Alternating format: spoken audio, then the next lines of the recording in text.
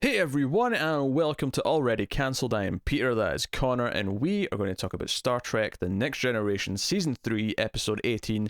It's called Allegiance. So, full spoilers for the episode as always. This episode features Picard being kidnapped and then duplicated, or as a Picard in disguise, perhaps. I mean, I was questioning throughout the episode, has he been split in two, or is there, some kind of shady thing like that? I mean, the end result, of course, is that it's actually just someone in disguise, but with access to Picard's memories to try and be convincing, but obviously not completely. Yeah, reasonably convincing. Yeah. And the real Picard is in a room with other prisoners, and it's them trying to figure out how to escape, why they've been picked for a start, because they're four very different people, different species even. So that's the gist of the episode. Meanwhile, on the Enterprise, the fake Picard is giving out some weird orders, and eventually the crew start to notice, Riker and co are like, there's just little signs that something's not right, that it's not the Picard they know and trust. And that's kind of the gist of the episode. So, Connor, did you enjoy Allegiance? It's alright. It's not as strong as some of the other ones we've had recently, that's for sure. No, I would say it's kind of a baseline, pretty decent episode in the sense that there's some fun moments and stuff I like. There wasn't as much of like a great dramatic point to it as some of the great episodes we've had recently, but there is some fun little beats. I particularly enjoyed the final scene with the other characters kind of just giving each other knowing glances at what the other Picard had been doing in the real Picard's absence. Sure. I think it falls into that awkward middle ground where it doesn't have a really strong dramatic point, but it doesn't lean into the fun angle enough to just be a fun episode. Yeah. Well, I mean, because we have this thing where it could go further, because once... So so we'll just sort of tackle it side by side, on one side. So we'll take the ship first, right? So you got Picard, who, this like weird like block appears over the top of him, and he beams out, and we're left with this fake Picard, because Data picks up some sort of weird reading. Worf goes down to, he's like, I'll get some security and I'll go to the captain's quarters and we'll find out what's going on, and Picard's just there, and that's what leads to a title screen and the title sequence. We then have Picard, who seems still pretty normal, but he gives us order to go to this pulsar, and it's kind of weird. Why are we going there so slowly? What's going on? And they never really one really questions it, because here's the captain's orders. Yeah, it's a little bit weird, but whatever. And Picard even takes Riker to the side, knowing that he might suspect something's weird here, and says, hey, I'm usually very open with you why I'm doing what I'm doing, but because of reasons I can't. There's the chain of command here, this is all top secret, whatever, so just know that and going in. And Riker's like, you can trust me, you can trust the crew, we're on board. So, and it's actually occurred to me now that it never really actually explains it, I don't think, why the fake Picard has them going there. It never really comes up. No, I don't think it does. It's reasons. Yeah. But of course, Picard has all these moments where he's just he wants Geordi to like enhance the engines and stuff, but for the most part all he really does on this journey, aside from just sort of keep directing them there and changing speed and whatnot, is go around the ship and kind of make sure that no one's getting suspicious, which in turn makes people suspicious, and also kind of act on Picard's like lingering feelings for Crusher that obviously the real Picard doesn't act on, because he's he's Picard, he knows why he shouldn't do that and all these things. But this Picard, and that's why I was thinking for a little bit that maybe it's one of these split personality things where this is the Picard where he has no inhibitors, he's like willing to just do all the things that he's been putting off. That would explain quite a few parts of the episode. If it had gone that route, all the Crusher stuff, him singing. Well, I mean, I think it still works in the context of what it actually is, though. The idea that this alien who's pretending to be him has all these memories and all of his old feelings, and then doesn't know what to do with them. It makes sense that it starts to lead into them more and doesn't know how to hold on to them the same way that Picard absolutely. does. It doesn't understand that Picard holds back. Even though it has his memories, it doesn't understand things. So I wasn't saying, this doesn't explain them. More just, if you had the split personality thing in your mind, everything does kind of add up towards it. If you want, up until right near the end. Because he goes into the poker game, this is where he speaks to Geordi and then Troy, and asks Troy if she senses that anyone's losing trust in him. And she notes that's kind of weird in and of itself, that he's kind of concerned and asking that, but whatever. But I do like the idea that Picard never plays poker with the crew, and that maybe the reason why he doesn't join in is because maybe Picard doesn't actually know the rules, and he doesn't want to... why would they do something new that Picard doesn't normally do? kind of No, thing. that's possible. In that sense, where unlike say asking Crusher out on a date, where he can just do that and he doesn't have to. This is something that Picard just legitimately didn't know how to do, so he can't. I find it unlikely that Picard doesn't know how to play poker. I mean, I don't know how to play poker. That's just not impossible. Yeah, but you're not a starship captain. Why does a starship captain have to know how to play poker? I just think if you were in that level of like an organization that was trained in a very militaristic way, like the academies and stuff, and the things like that, I feel like games like poker are pretty commonplace. It would be weird to not know things like that. I mean, I guess I don't know. It crossed my mind that maybe the reason why he opted not to join in is because of that. Because I mean, we see because of the way he acts with Crusher that it's not because it feels wrong that Picard wouldn't normally do that, because clearly that doesn't stop him from doing other things that Picard wouldn't normally do, like asking Crusher out on a date essentially and kissing her and having this awkward moment with her, which leads her feeling kind of like, that was weird. Like, that's not the Picard I know.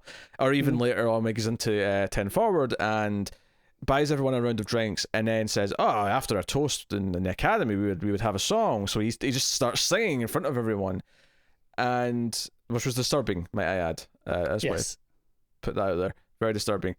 But that does actually set up the ending joke kind of wonderfully. So I think the final 30 seconds of this episode retroactively makes like a whole point better because having seen all this happen, so when Picard sits down, because I think one of the things that I really liked when the fake Picard first comes up out of the Enterprise is that he gives this initial order to go wherever, because he asks Wesley, oh, how long would it take to get to this pulsar, and he gives him the answer, and he kind of like he says the words, he says make it so, he says engage, but he does, Patrick Stewart's performance, I love how he's still playing Picard, but there's just all these little subtle differences of like, he's just, the way he says engage, the way he says make it so, they're just a little off. They're just a little bit more hesitant. They're less like commanding.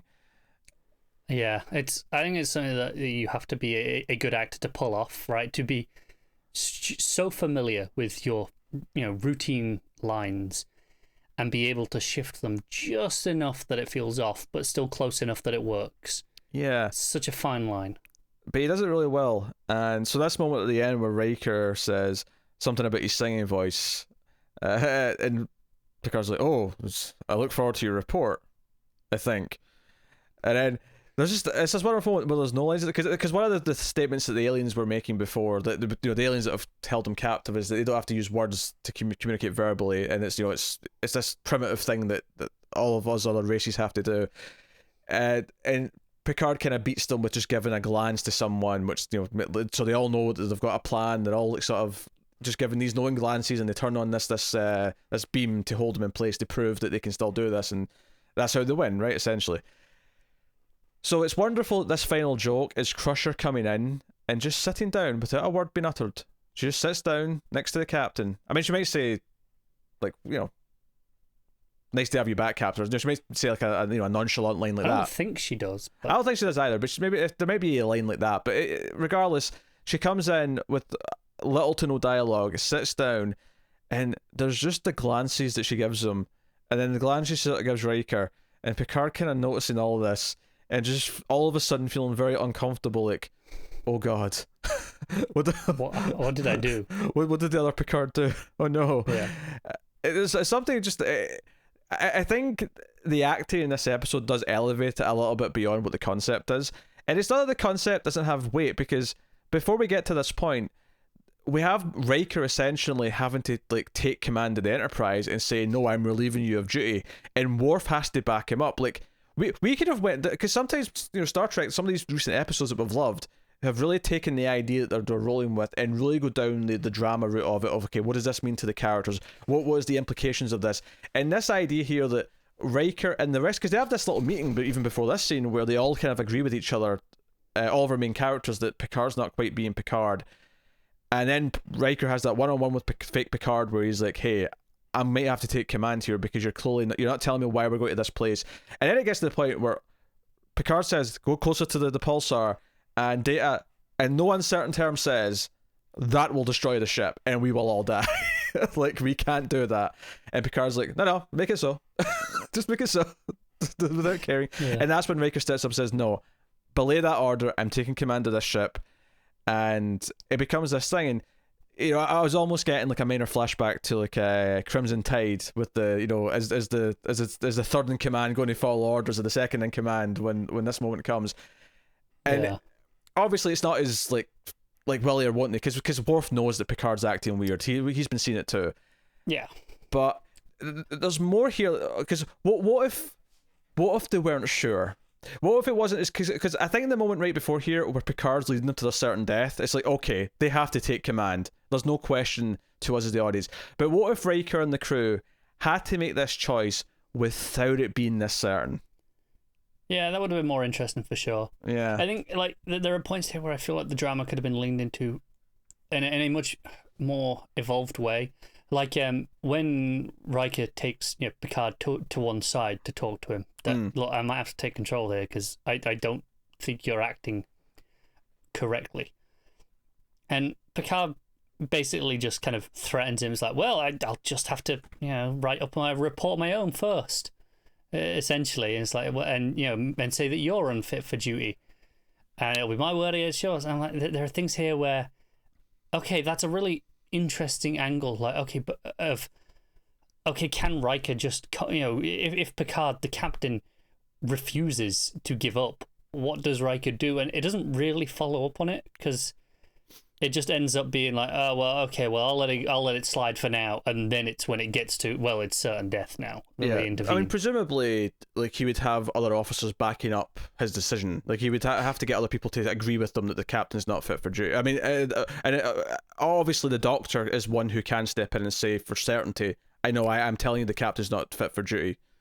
Right, and there are things there that I feel like it could have been interesting to go down that route, but because Riker kind of just backs down at the end of that. Or even that's only like a couple of minutes before this end point, it feels like really loose. Yeah, and like I said, you could have them be unsure, but still have to maybe do this just in case, and that could be really good and dramatic. Or alternatively, you could have some of them be sure on either side. So you have some of the the main characters saying no, Picard's in the right here, and some of the other ones saying no, Riker needs to take command, and that could also be an interesting episode. But of course, we're not really focusing on that much this episode because we're spending this subplot with the actual Picard in this room with these other aliens, which doesn't really do a whole lot, to be honest. That was a side that I didn't really enjoy as much because ultimately it's an escape room with no escape, and most of the scenes kind of just boil down to Picard kind of like asking them questions about who they are, try to piece things together, and I don't think that any of the other three characters are that interested in and of themselves. I don't think the mystery's that interesting, and the answers aren't that interesting either, really. So no, not really. I think that's where it kind of fails in that sense, and I couldn't help but feel that time could be better spent actually. Because what if Picard was just gone, and then once they figured it out, like maybe the test was for the ship. The test was for them to see if they could figure out that it was a duplicate, and if they did a fake, and if they did figure that out, then that's when at the end of the episode they'd bring the real Picard back, and we didn't necessarily have to see what Picard was doing for the whole episode. It could just be gone. Yeah, I feel like we could have spent some more time on the ship, and that might have been a stronger episode that way. Yeah, and like I say, I don't have like a certain answer here, but there's at least 3 different things there we said that they could have leaned into that I think would have made it even more dramatic. I think that's the problem. It's like, it's not that it's a bad episode, and it's not that there's one crucial thing that they did wrong. It's more just there are a lot of ways this could have been significantly better, and they're not that hard to see. Could have went further with it, yeah. I think maybe what hurts that a little bit as well is that the original series, actually the final episode of the original series, which isn't necessarily a universally praised episode, I actually thought did this a little bit better, in the sense that if you remember, that episode was like Kirk was on trial, and it was the crew kind of sticking up for him based on like who he was. And the reason why I'm bringing that up, because it's not the exact same plot, it's not a duplicate, although there was definitely episodes with duplicate Kirks, so that was definitely also a thing that happened. We did plenty of that. Yeah, but the reason why I bring this up is I'm like, the idea that the crew know their captain so well that they spot the fake, right? This idea that the experience with the captain, like they could have went down that more kind of like, tug the heartstrings, that they know their captain and they know this isn't him. They could have played that route a bit heavier, but they didn't do that either. I'm assuming that reason is why we didn't do, I think one of the things you suggested was crew members taking different sides as to whether he was real or not. They didn't want us to look at the ones who thought he was real and be like, well, you're all idiots, and and think less of them. Course, yeah. Which is why maybe them all being kind of uncertain but thinking they might have to do this is maybe more interesting. And even the wider implications of that, because that would mean there's a time, there's a storyline, whatever it may be, that they doubt Picard. Like, the crew doubts the captain to the point where, and it feels like that's what this is setting up near the start, where when Picard's talking to Troy, being like, "Do they trust me? And you let me know if I'm losing that trust." I feel like that is setting up that idea of this doubt in Picard that is going to happen over the episode, and it technically does, but not quite in a satisfying way. I almost wonder if, like, maybe you saved that for a better, like, would it actually be even better if they do that at some point with the real Picard? This idea that they do doubt him for whatever reason, and there's no clear answer, like, whether or not he was in the right for withholding certain information, because Picard obviously thinks it's the right choice to make, and maybe the crew disagree, and it makes them doubt him. Admittedly, that goes against the confidence they do have in him, but maybe there's an interesting story there. That what's the thing that does make them doubt him, if it ever is possible? Yeah. What's the line where he says something? Because I think they went too far with the line here being, okay, this is death, right? Yes, he's going to kill the ship, and that's something Picard wouldn't do. It's an easy choice. I wonder what's the line before that where, hang on, this is just too much now. We need answers. We can't go along with this. Yeah, so that would have made it more interesting, at the very least, if it wasn't certain death and there was some doubt. But because the crew, at this point, okay, they have to take control. There's no question they have to take control at this point, and that makes it a little bit less interesting. Even though the actual moment of, like, because there's a real close up on Riker at one point where he turns and looks at Worf when Picard demands that Worf take Riker to his quarters. That's him. He's relieved of duty. And there's a close-up of Riker as he turns and looks at Worf, and Worf just sort of like straightens his stance and doesn't move. And it's like, okay, that shot's really good. And it'd have even more weight to it if there was actually a little element of doubt here. That, no, they're making this choice to stand together against the captain. Yeah, I think them making this choice, because I agree, it's a really nice shot, and that moment for Worf. If it's, doing it here when they know for sure, it's an easy choice to make. Yeah. I think him making that choice where he's not certain means a lot more. Yeah, absolutely. The stuff with the real Picard, they tinker with the door, they get shocked a little bit, they question which one might be a traitor, and it does turn out one of them is actually in disguise, just like there's someone in disguise as Picard on the ship. But ultimately, I didn't really find all that super interesting. It just wasn't entertaining to watch that stuff, and it didn't really amount to anything significant. It didn't really add to the episode in the whole way. That time would have been much better spent on the ship, maybe developing some more nuance with the actual doppelganger story. Yeah, but hey, they can't all be complete home runs, and it was still enjoyable to watch though, because it was still full of moments and scenes with the fake Picard that were entertaining, and then so it wasn't a bad watch. I agree. That's what I said at the start. It was an alright episode. It's nowhere near the levels of what we've been having the last 4 or 5, whatever it's been.